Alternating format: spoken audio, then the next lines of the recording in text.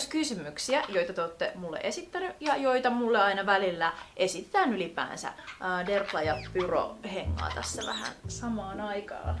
Derplan masu on pinkki, koska se meni peseytymään ja sitten se hinkasi itseään sellaiseen puukalikkaan, joka on punaisella värjätty. Luetaanko?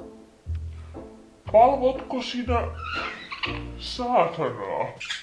Mä en oo kristitty, enkä oikeastaan antikristittykään, joten minä en palvo saatanaa.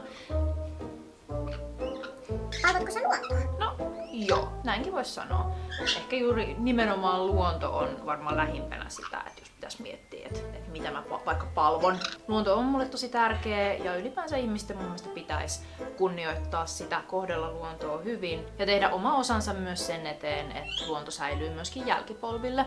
Mä koen, että meillä ihmisillä on aika paha tapa nähdä kaikki sille itsemme kautta ja me ollaan aika itsekeskeisiä siinä, että me esimerkiksi vaikka annetaan niin kuin elementeillekin hyvin antropomorfisia jumalhahmoja, jos mietitään kaikki vaikka nyt Poseidon tai Ahti esimerkiksi.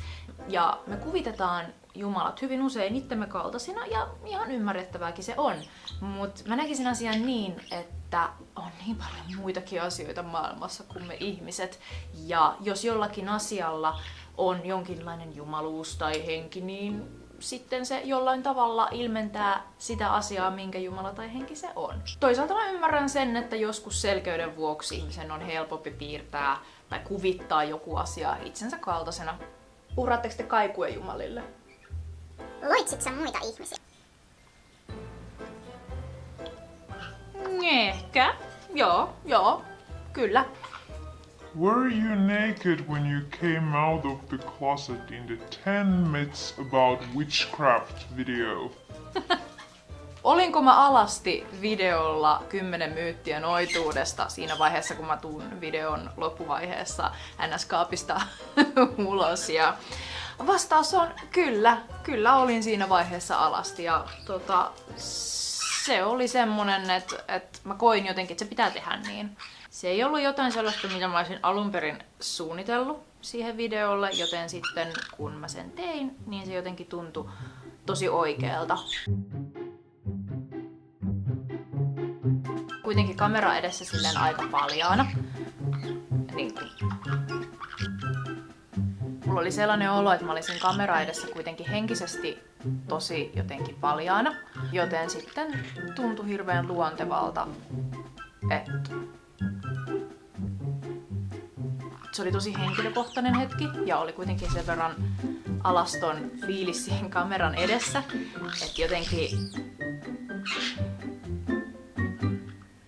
Heippa! Jotenkin vaan tuntui siltä, että se oli se oikea tapa tehdä se asia. Ootko sä vikka? Tää on tosi yleinen, mutta en ole vikka. Vikka on kuitenkin, se on niinku uskonto ja se ei oo mun uskonto. Jos joku ärsyttää sua, millaisia välineitä sä tarvitset asian ratkaisemiseen? Jos joku todella ärsyttää mua niin paljon, ettei mikään kommunikaatio eikä mikään sitä tilannetta ratkaise, niin siinä vaiheessa tarvitsen mun suuni, jolla mä käsken niitä painua. Hyvä noita tietää myös aina sen, että mitä asioita ratkaistaan magialla ja mitä ei. Joka hemmetin pikkukonflikti ei ole minkään kirouksen arvoinen. Puusut on paljon kirouksia. Uhraatko sä eläimiä?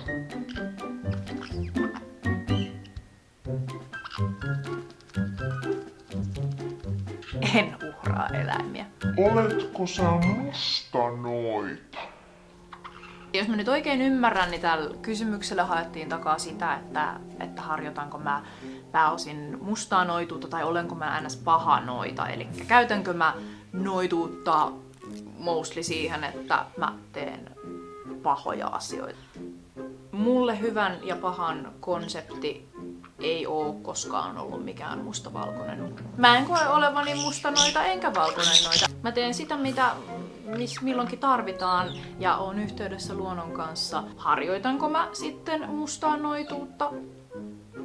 No, se riippuu ihan täysin, että minkä sä sellaiseksi lasket. On sitä joskus saatettu survasta neulapopettiin, mutta samaan aikaan suurin osa on kuitenkin hyvään pyrkivää settiä. Hyvän ja pahan konsepti on monesti sangen Subjektiivinen. niin kuin koko todellisuus. Ja jos kysymyksen tarkoitus oli se, että olenko mä paha, niin come on! Aika harva ihminen on niin kuin tieten tahtoen paha niin, että ne päättää, että minä olen nyt paha. Yleensä jos ihminen päättää, että minä olen nyt paha, niin siinä vaiheessa sillä on todennäköisesti jotain sellaista, mikä tekee sen onnettomaksi sen ihmisen. Koska mä uskon vakaasti, että onnelliset ihmiset ei koe tarvetta satuttaa muita. Heippa Nanna! Hän on Nanna, hän on munkkiaratti. Ei me olla pahoja. Me ollaan ihan kivoja. Ainakin joskus. Kyllä me joskus tehdään tyhmiäkin juttuja, mutta pääosin kuitenkin katsoisin, että pyrin hyvään. Kuulutko se johonkin uskonnolliseen seuraan?